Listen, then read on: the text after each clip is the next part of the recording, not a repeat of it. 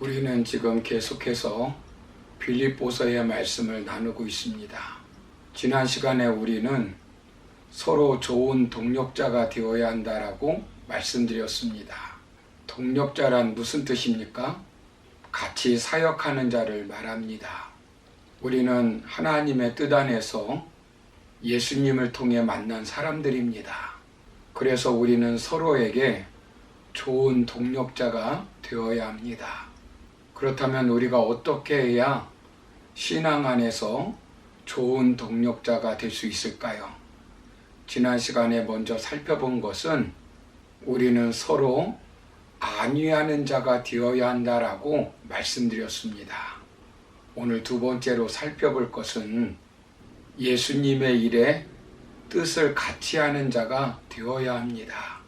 본문 20절을 보시면 이는 뜻을 같이하여 너희 사정을 진실히 생각할 자가 이밖에 내게 없음이라 라고 말씀합니다.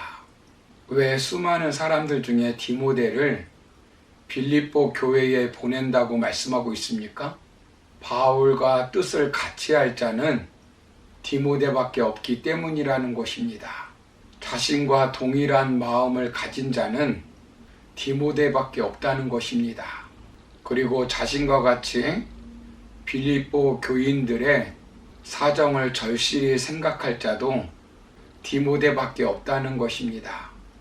빌립보 교회의 설립 초기부터 그 교회의 상황을 누구보다도 잘 알고 그들에게 관심을 쏟았던 진실한 인물이 디모데였습니다.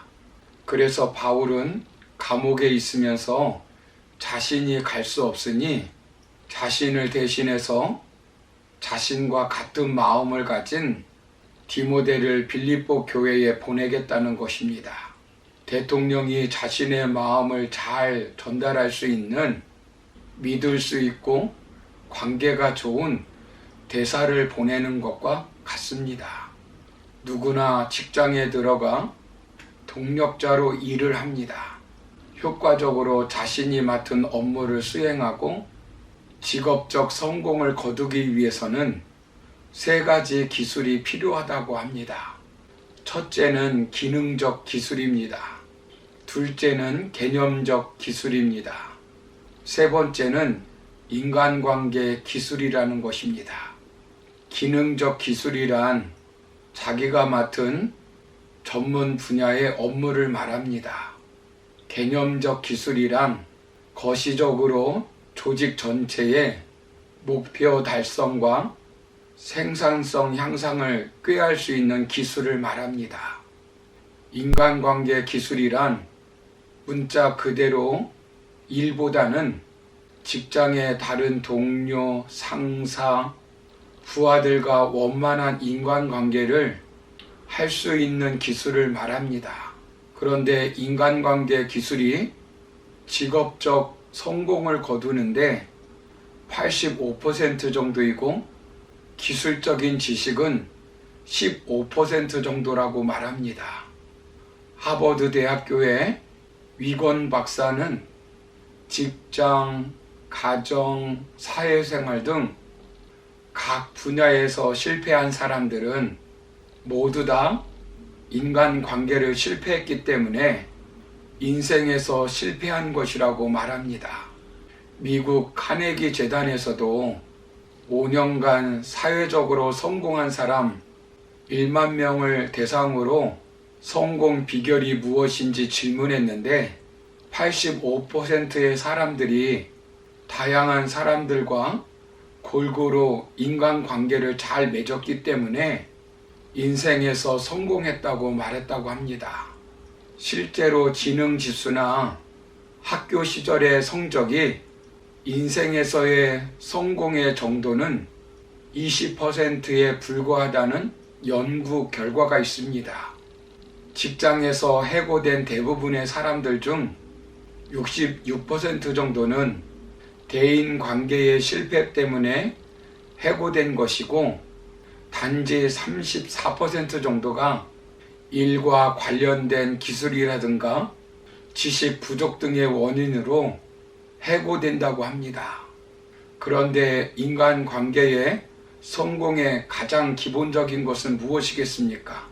대인 관계의 핵심 요소는 첫째는 다른 사람의 기분, 감정, 관점에 대해 민감하고 이해하는 타인 이해, 둘째는 타인과 어울리기, 셋째는 사람들 사이에서 지도력을 발휘해 문제를 해결하고 영향력을 발휘하는 리더십이라고 말합니다. 무엇보다 중요한 것이 같은 입장에서 서는 것입니다. 어쩔 수 없이 어떤 일을 동력자로 같이 갈 때는 같은 입장에 서 있는 사람끼리 하는 것입니다. 같은 입장은 결국 목적과 방향성에 있어 같은 마음을 가지는 것입니다. 사업을 하는 동력자도 같은 마음을 가져야 합니다. 다른 마음을 가진 자와 사업을 하면 잘 되어도 문제고 잘못되어도 문제입니다. 교회도 마찬가지입니다.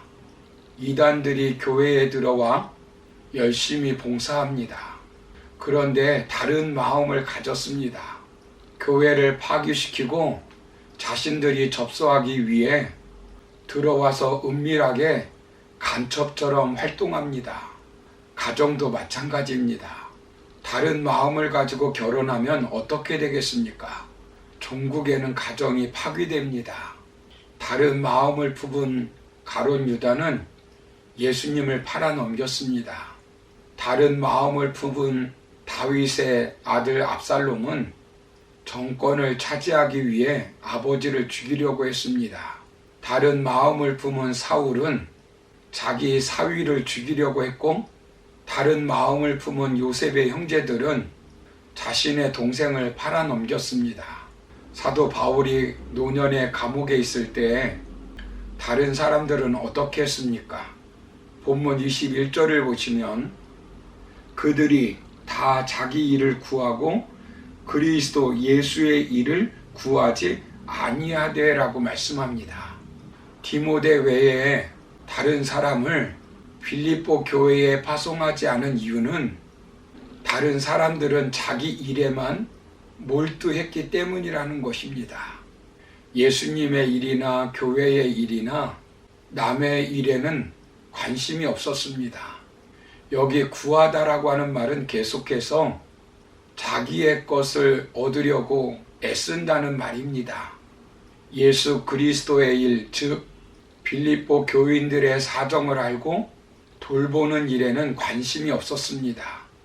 자신의 사적인 문제나 유익에만 관심을 가질 뿐이지 그리스도 예수의 일에는 전혀 관심이 없었습니다. 사람은 인간의 태생적 한계 때문에 자기 일에 관심을 가질 수밖에 없습니다.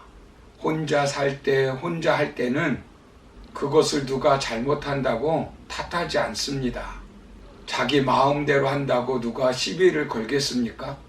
정도의 차이가 있을 뿐이지 모두가 자기를 위해 살기 때문입니다. 그러나 동력자가 되어 같이 사역을 하면 달라집니다. 공동의 목표를 가지고 같은 마음을 품어야 합니다. 국가든 교회든 가정이든 동력자가 되어 함께 일한다면 같은 마음을 가져야 합니다. 사랑하는 성도 여러분, 같아져야 할 마음이 어떤 마음이겠습니까? 기준이 무엇이겠습니까? 교회에서 목사님의 마음, 장로님의 마음, 권사님의 마음, 집사님들의 마음, 청년 학생들의 마음, 누구의 마음에 맞춰야 되겠습니까?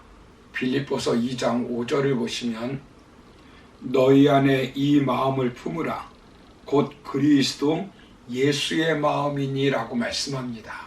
바울도 예수님의 마음, 디모데도 예수님의 마음으로 같은 마음을 가지고 동력하는 것입니다. 그러므로 우리 성도님들은 예수님의 마음을 품고 동력하시는 참 좋은 동력자가 되시기를 주님의 이름으로 축원합니다. 감사합니다.